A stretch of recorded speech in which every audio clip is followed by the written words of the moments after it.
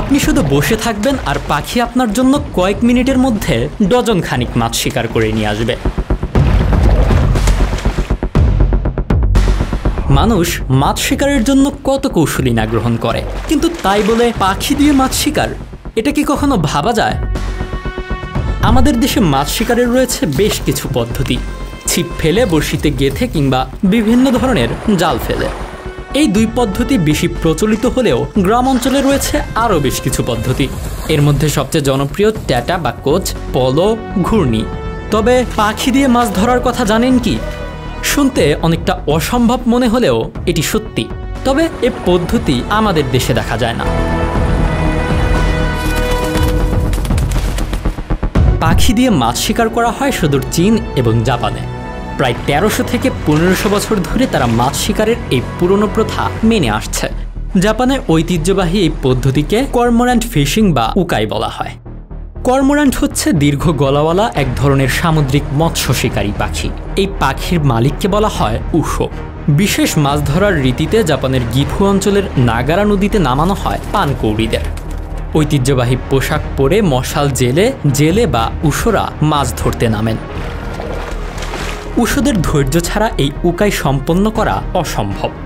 সূর্য ডোবার পর বিশালাকারের মশাল জেলে ছোট ছোট ট্রাউট মাছ ধরেন তারা। এই রীতি অতীতে ইউরোপেও প্রচলিত ছিল। বর্তমানে তা শুধু চীন বা জাপানেই দেখা যায়। উকাইয়ের জন্য প্রয়োজন হয় বিশেষ প্রজাতির পানকৌড়ি। জাপানের ইবারাকি প্রান্ত থেকে এই অঞ্চলে আসার পর যাদের ধরে ফেলেন উশোরা। এরপর ৩ বছর ধরে চলে তাদের প্রশিক্ষণ দেওয়ার পালা। প্রশিক্ষণ শেষে প্রতি বছরের মে থেকে অক্টোবর পর্যন্ত চলে এই মাছ ধরা। আর বছরের বাকি সময়েও নিয়মিত অনুশীলন করতে হয় এই পাখিদের। সাধারণত ছোট্ট একটা ভেলা ও সঙ্গে ৫ থেকে ৬টি কর্মোরান্ট পাখি নিয়ে জেলেরা মাছ ধরতে যায়। তারপর একটি নির্দিষ্ট স্থানে ভেলা রেখে পাখিগুলোর গলায় দড়ি বেঁধে ছেড়ে দেওয়া হয় পানিতে। গলায় এমনভাবে দড়ি দিয়ে ফাঁস দেওয়া হয় যেন তারা কোনো বড় মাছ গিলতে না পারে।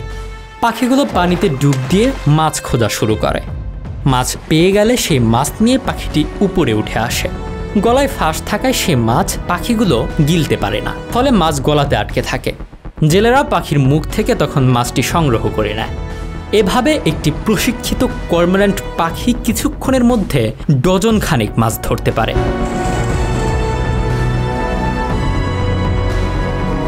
উশোরা উশো হওয়ার প্রশিক্ষণ পেয়ে থাকেন উত্তরাধিকার সূত্রে। প্রজন্মের পর প্রজন্ম ধরে তারা এই অভিনব ধারায় জীবিকা অর্জন করে চলেছে। মাছ ধরার এই রীতি কয়েকশো বছরের পুরনো হলেও ১৮৯০ সাল থেকে রাজপরিবার এর জন্য বিশেষ লাইসেন্স দেওয়া শুরু করে। সর্বশেষ তথ্য অনুযায়ী হারিয়ে যেতে বসা এই শিল্পের জন্য রাজকীয় লাইসেন্স পেয়েছেন এমন মাত্র ৯ জন উশো বর্তমানে এই কাজের সঙ্গে যুক্ত। বছরে ৮ বার তারা রাজপরিবারের হয়ে মাছ ধরতে নামেন। এই কাজের জন্য তাদের ৮,০০০ ইয়েন অর্থাৎ $৭১ মার্কিন বেতন দেওয়া হয়।